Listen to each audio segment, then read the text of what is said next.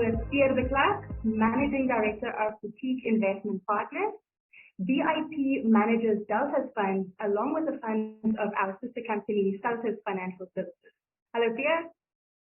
Hi, thank you very much for having me. Pierre, a big question that we get from our clients is, what do I do in times of high uncertainty? Stated differently, the topic I'd like to touch on today is it better to stay invested or is it better to time the market in terms of investing? With this, my first question to you is, how easy or practical is it to time the market? Thank you. It is very tempting to try and time the market or decide when you want to be exposed to the market and when not. But the unfortunate reality is that it is quite difficult, and it's very difficult to get it consistently correct over the long run. And there's lots of international and local evidence that point to this fact. So I thought I'll share some of that with you. And if I share my screen, we start looking at the international evidence. They've illustrated that in the US market, half the good days in the market actually happen in bear market periods or in weak market periods. So if you're in a bear market and you try and time out of the market, you're actually at almost a 50% risk of getting it wrong and missing out on the good days that represent within that bear market. That's what the pie chart on the left-hand side shows. Another way of looking at it is say, well, over time, if you miss out on the best days in the market, what is the effect on your ultimate outcome? And that is just as concerning. As you can see on the right-hand side of the graph, if you remain invested, you do particularly well. This was a period from 1993 to 2022, investment into the S&P. If you were invested for that full period of time, you made about $160,000 on an initial investment of $10,000. But if you missed the best 10 days for whatever reason, your own actions or whatever, you only got half that return. And if you missed the 20 best days, you got even less. And if you missed the 30 best days, then you can see you've really done quite badly. And you never know when those best days present themselves, and that's why it's so risky to try and time in and out of the market. If we look at South African evidence, there's similar work that was done by 91, the asset manager, and it came out quite recently. And what they did was they looked at a 20-year period until the end of last year, and they said, okay, what are your options if you are a regular investor? And they took the example of saying you invest 12,000 Rand per year, so that it kind of works out to 1,000 Rand a month. But then you have options. You have perfect foresight, so you always buy at the lowest point in every year. So, then you expect to do the best, and the evidence show that. That's perfect timing. But then the second best in this 20 years turned out to be if you just invest on the first day of every year the 12,000 Rand.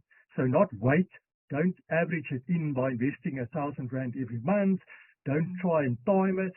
The best was actually just to get into the market and stay in the market with the regular investments that you want to make.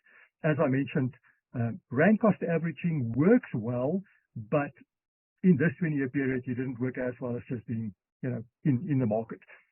As one expects, if you have particularly bad luck, so you have the worst timing, and you always buy at the high points in the market, then you do less well. But even that is better than staying in cash. So you can see what did worst was just remaining in cash, and it's quite intuitive. The reason why this happens in this order is because over longer periods of time, markets go up. Capitalism works. And markets go up over time. From time to time, they go down in the short term.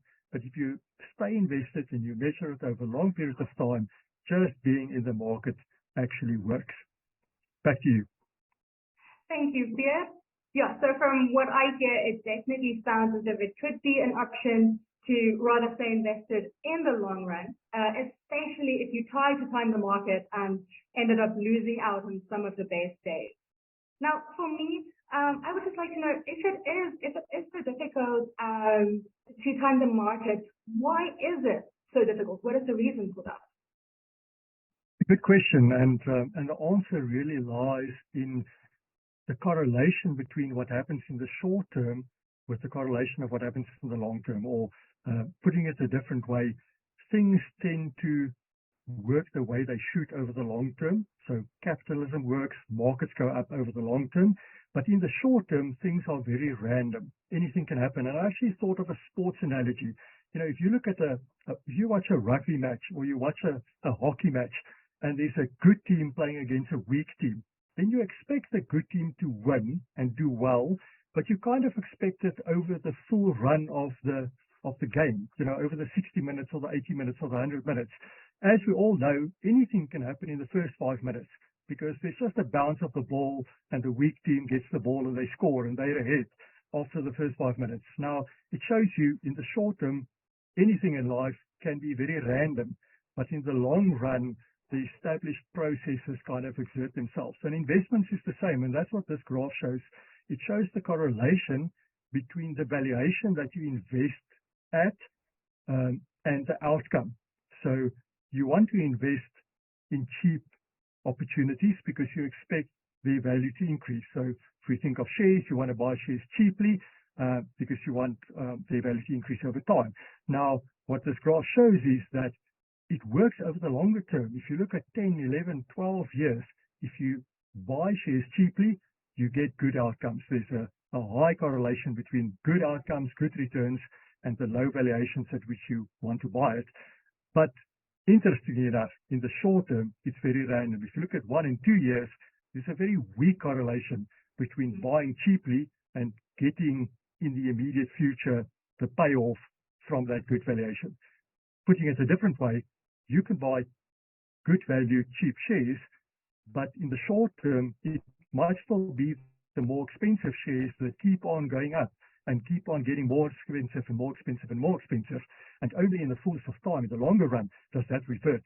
And what plays out is that what you bought at the expensive level does more poorly in the fullness of time, and what you bought cheaper at good valuations actually give you the good returns.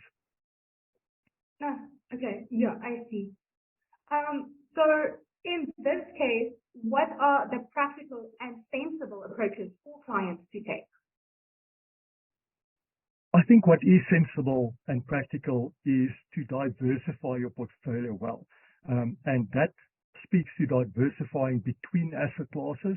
So invest in a multi-asset portfolio, a balanced portfolio that exposes you to equities or shares and to bonds and to cash and to property and to the global equivalents, because those things run in different cycles and they tend to smooth your return profile. So rather to time into one asset class at a time and try and get it right, which we've now shown is quite difficult, expose yourself according to your correct risk profile that your advisor will help you select to all those asset classes in an appropriate portfolio, and that'll smooth your ride. And that's at the asset class level, an example. Another example, which is quite easy to show, is within the share market, within the equity market, there are funds and managers with different styles, and those different styles do better at different points in time and in different circumstances. So what I show in this market on the slide is two funds or two managers over a period of time, and initially the one did very well and the other one did poorly, and then something changed in the economy or in the market, and the style of the manager shown in the blue line came to the fore, and that manager started doing better and the green manager started doing more poorly.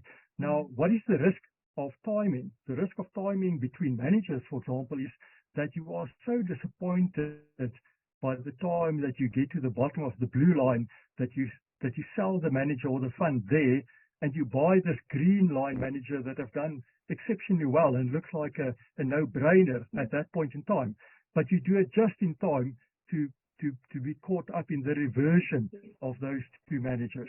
Now, if you invest in both of them, they cancel each other out, but as you can see, both lines end above the zero line. So you get returns, your investment grow, but it does it in a much more smooth and organized way because when the one does badly, the other one does better, and vice versa, and they smooth your experience. So this is a too fun example, but one can actually extend it to a portfolio looking at multiple styles. And investment styles just mean that different managers do their thing in different ways. So you get styles that managers follow called momentum and value and quality and growth, and some managers invest in smaller company shares. That's called style. And by blending these different managers that follow different styles together, you get this kind of much more smoother ride that is shown by the dotted line on the right-hand graph.